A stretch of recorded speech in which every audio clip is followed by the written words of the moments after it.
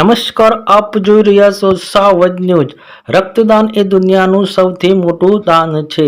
તમારું નાનું રક્તદાન કોઈને અમૂલ્ય જીવન બચાવી શકે છે।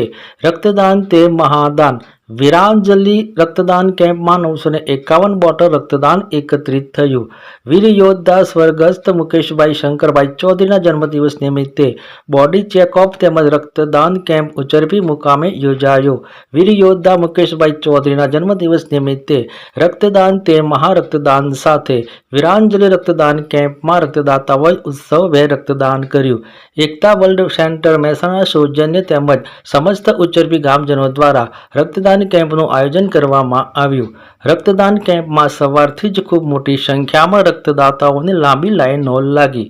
આ રક્તદાન કેમ્પમાં કુલ 951 બોટલ એકત્રિત કરી એકતા વર્લ્ડ સેન્ટરને જનસેવા માટે અર્પણ કરવામાં આવી। રક્તદાન કેમ્પ સાથે ફી બોડી ચેકઅપ કેમ્પમાં પણ ખૂબ મોટી સંખ્યામાં લોકોએ લાભ લીધો।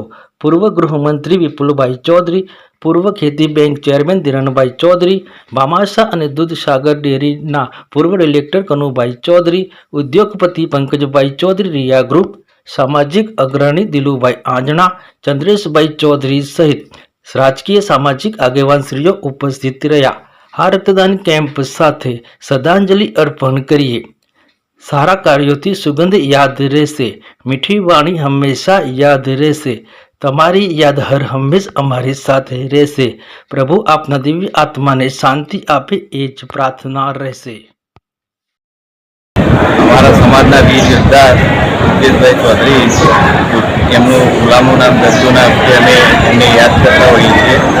એમનો આજે 20/4/26 રોજ જન્મદિવસ હોવાથી એમના અને મુકેશભાઈ અમારા સમાજ માટે કાયમી સહાય થવાનો પ્રયત્ન કરતા હતા અને એમનો આજે બ્લડ લેવાનો ઉદ્દેશ અમારો સમાજનો તથા ગ્રામજનો વતી એ છે કે બ્લડ આપી સહાય કરી શકીએ અને મુકેશભાઈ કાયમ લોકોના દિલમાં વસતા રહે અને અમર રહે એ માટે અમારો પ્રયત્ન છે।